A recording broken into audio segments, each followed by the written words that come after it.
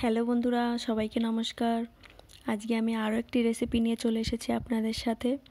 আজকে আমি মাছের মাথা দিয়ে ডাল রান্না করে দেখাবো আপনাদেরকে, যেটাকে গ্রাম বাংলায় মুড়িঘণ্ট বলে থাকে।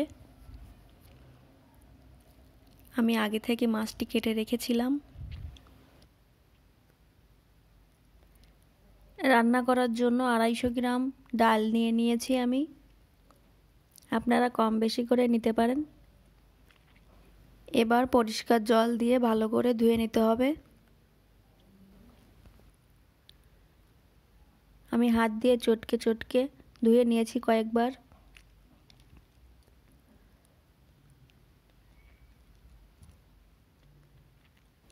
এই যে আমি পরিষ্কার করে ধুয়ে নিয়েছি।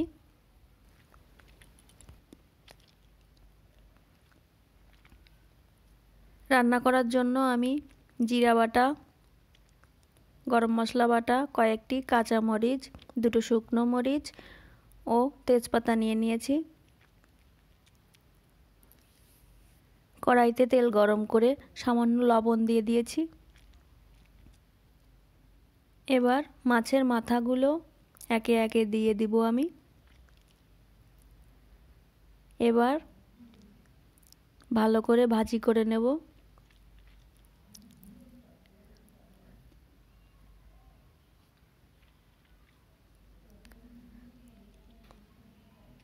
মাথাটা চেপে চেপে ভেঙে দিব, তাহলে দ্রুত মাথাটা ভাজি হয়ে যাবে।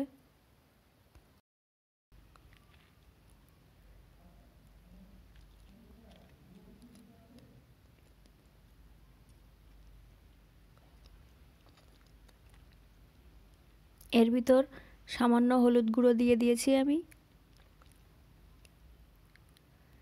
নেড়ে চেড়ে মচমচে করে ভাজি করে নিতে হবে।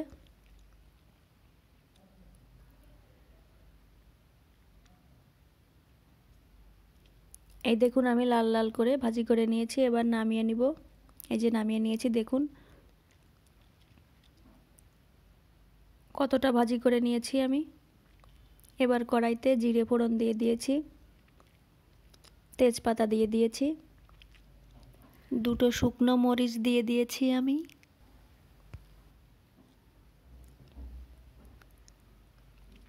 এবার ধুয়ে রাখা ডালটা দিয়ে দিয়েছি আমি। নেড়ে চেড়ে ভালো করে ডালটা ভাজি করে নিতে হবে। এবার পরিমাণ মতো জল দিয়ে দিয়েছি, যেহেতু ডালটা ফুটবে। এবার কাঁচা মরিচগুলো দিয়ে দিয়েছি আমি। এবার একটি ঢাকনা দিয়ে ডালগুলো সেদ্ধ হওয়া পর্যন্ত ঢেকে রেখে দেব। এই যে ডালটা আমার ফুটে গিয়েছে।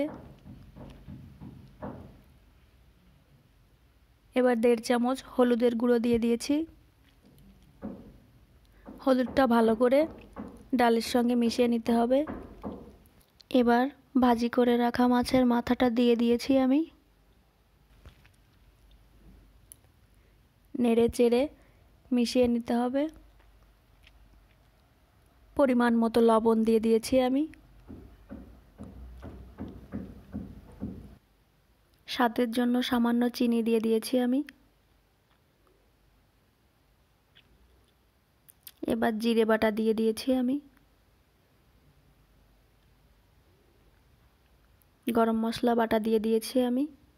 আমার ভিডিওটি ভালো লেগে থাকলে সবাই লাইক, কমেন্ট ও শেয়ার করবেন। আর যারা আমার চ্যানেলটিতে এখনও সাবস্ক্রাইব করেননি, অবশ্যই সাবস্ক্রাইব করবেন। এবার একটি ঢাকনা দিয়ে কিছু সময় রান্না করে নিব।